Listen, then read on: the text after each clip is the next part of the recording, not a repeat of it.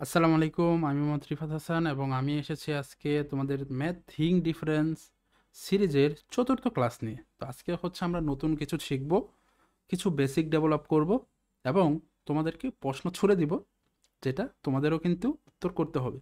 চলো তাহলে শুরু করা যাক। দেখো, X plus Y is equal to 12 এবং X minus Y is equal to 8 হলে এক্স ওয়াই এর মান কত? আচ্ছা, খুবই সহজভাবে আমরা করব, মানে বেসিক ডেভেলপ করে, কোনো সূত্রতে অ্যাপ্লাই করতে যাব না। ঠিক আছে? তো অনেকেই হচ্ছে কি এটা করতে যাওয়ার জন্য এক্স ওয়াই এর মান কত, আমাদের এ বি এর একটা সূত্র আছে। ঠিক আছে? এ বি এ বি এর একটা হচ্ছে কি তোমার সূত্র আছে। তা আমি হচ্ছে ওই দোতলা সূত্রের মধ্যে যাব না। ঠিক আছে? ওই সূত্রতে গেলে তুমি নিজেই হচ্ছে ঝামেলায় পড়ে যাবে। মানে অনেক সময় সূত্র মনেই থাকে না ভাই। এটা ট্রু, আমার নিজেরই হচ্ছে প্রায় সময় সূত্র মনে থাকে না।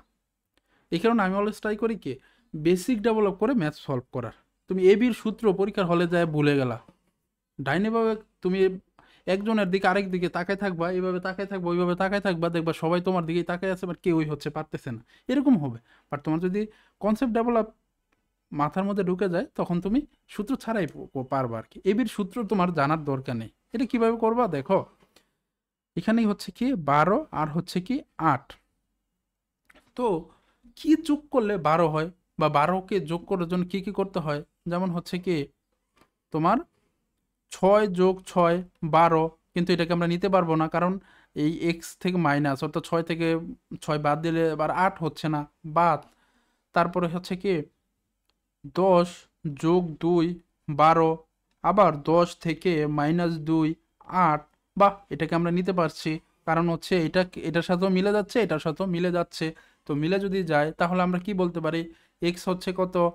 10, ওয়াই কত? 2। তাহলে এক্স ওয়াই কত হবে? 10 × 2, 10 দুগুণে কত? 20। তাই না? খুব সহজ না? তো তুমি যদি বেসিক্যালি চিন্তা করো, প্র্যাকটিক্যালি ম্যাথ চিন্তা করো, তাহলে তুমি মুখে মুখে করতে পারবে।